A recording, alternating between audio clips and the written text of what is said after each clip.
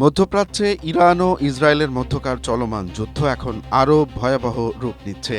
বিবিসির এক প্রতিবেদনে জানা গেছে, যুদ্ধের ১ মাস পূর্ণ হওয়ার মাথায় ইয়েমেনের ইরান সমর্থিত সশস্ত্র গোষ্ঠী হুতি প্রথমবারের মতো সরাসরি ইসরায়েলে মিসাইল হামলা চালিয়েছে।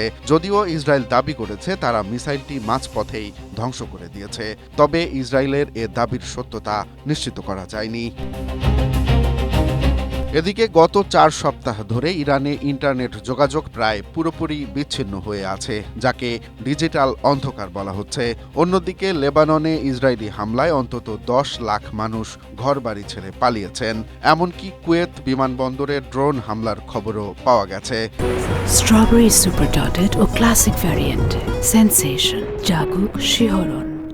মধ্যপ্রাচ্যের আরেক দেশ সৌদি আরব জানিয়েছে তাদের দিকে আসা ইরান থেকে ছোড়া একটি মিসাইল ঠেকিয়ে দিয়েছে নিরাপত্তা বাহিনী।